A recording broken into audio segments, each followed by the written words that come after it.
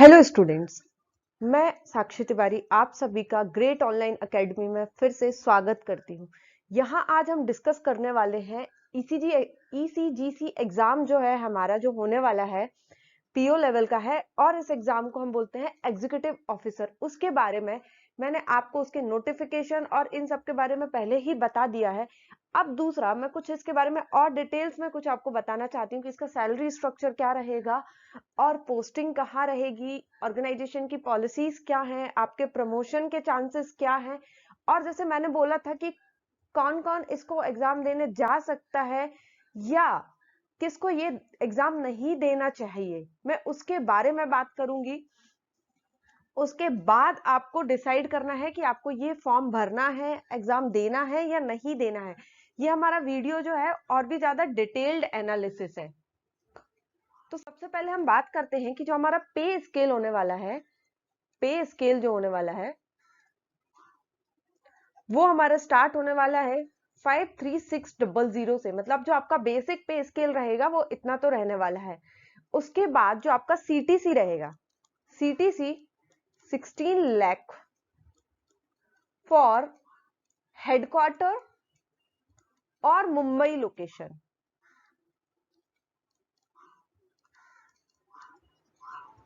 उसके बाद क्या होगा, जो हमारा सीटीसी वगैरह है ना, ये डिफर करेगा क्योंकि इसमें क्या है, ईसीजीसी ने अपना स्ट्रक्चर चेंज किया है थोड़ा सा।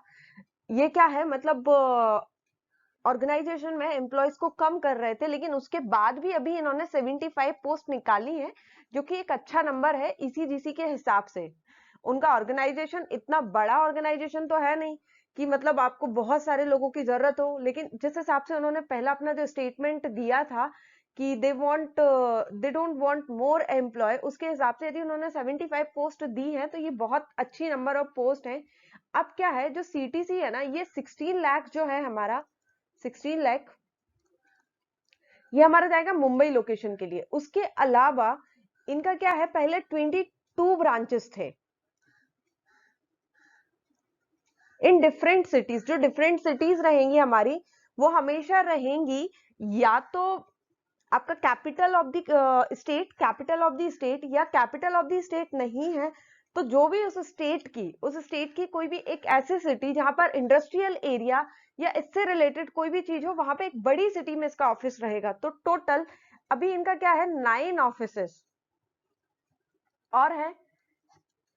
और उसके बाद मतलब ऐसे इन्होंने कम करते जा रहे हैं, मतलब अपना ऑफिस जो है उसको कम किया है, लेकिन इन्होंने पोस्ट अभी भी वो सही निकाल रहे हैं। मतलब जो वैकेंसीज इन्होंने निकाली हैं वो बहुत अच्छी है, नंबर बहुत अच्छा है। उससे हमको क्या करना है, अभी इनके पास टोटल 536 एम्प्लॉयज हैं। 536 जो एम्प्लॉय नंबर है। और दूसरी चीज इसमें मैं बताना चाहूंगा, जो वुमेन रेशियो है in organisation is very good. Women ratio is very good.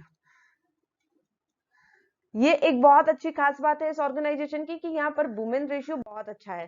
Second चीज, अब हम क्या करेंगे, जो ऑफिस है बहुत अच्छे हैं। अब यहाँ पर मैं आपको कंपैरिजन बताने वाली हूँ कि आपको किसको ये जॉब ज्वाइन करना चाहिए या नहीं करना चाहिए।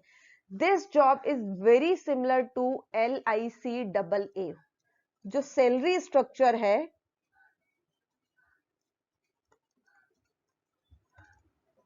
Salary structure of LICAO is exact similar to ECGC PO और you can say executive officer. ये पोस्ट आपको मिलने वाली है। अब क्या है, जो 16 लाख का इन्होंने दिया है सीटीसी, जो इन्होंने दिया है कि 16 लाख का सीटीसी है, तो वो क्या है, सिमिलर टू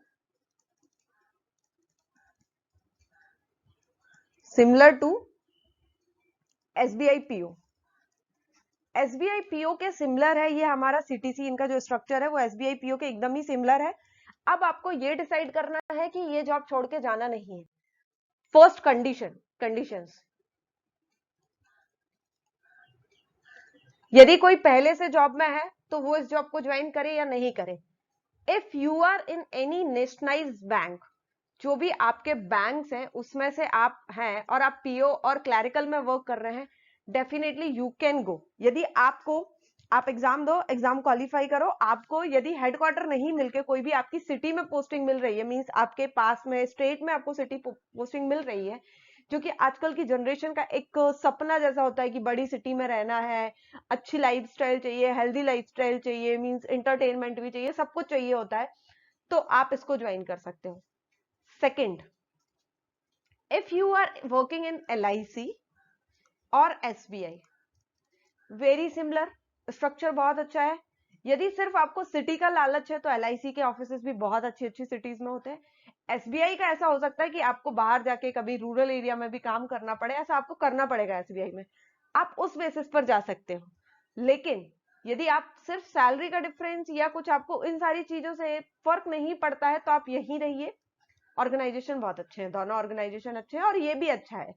सेकंड चीज, जिनके पास कोई जॉब नहीं है वो तो जाएंगे ही जाएंगे, जिनके पास है वो कंपेयर कर लो आप कि किसमें ज्यादा अच्छा है, किसमें अच्छा नहीं है। लेकिन except LIC and SBI PO, if you are working in any other bank, तो आप वहां से इजीली जा सकते हैं, क्योंकि सैलरी में बहुत डिफरेंस आने वाला है, वो चीज मैटर करती है। सेकंड क्या है, इसमें जो प्रमोशन पॉलिसी है, प्रमोशन पॉलिसी का इसमें क्या है कि मैंने थोड़ा सा देखा कि जो बहुत सारे लोग हैं वो रिटायरमेंट पे हैं,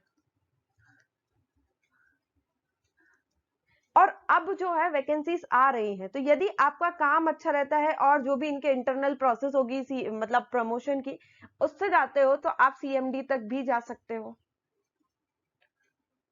सेकंड चीज आपकी जो रहेगी, मतलब जो प्रमोशन है वो अच्छे से फास्ट होगा, कोई दिक्कत नहीं आएगी। लेकिन दूसरा क्या है, ये जो ऑर्गेनाइजेशन है ये इंश्योरेंस के लिए भी काम करता है, इन सच अ वे, नॉट डायरेक्ट इंश्योरेंस। क्या होता है, आपको क्लेम बांटने पड़ते हैं बहुत सारे, तो नॉलेज आपको इंश्योरेंस की बहुत अच्छी चाहिए। मीन्स जो पेपर में, अब तो मुझे मिल गया, जब मैंने इसका डिटेल्स नोटिफिकेशन और अच्छे से गई और इसका एनालिसिस किया, तब मुझे समझ ही ये आया कि जो इसका पेपर आने वाला है ना, GA वाला जो आएगा हमारा जनरल अवेयर, उसमें इंश्योरेंस सेक्टर आपको भर भर के पूछा जाएगा और बहुत डीप में आने वाला है, इसलिए बहुत अच्छे से पढ़ाई करनी पड़ेगी।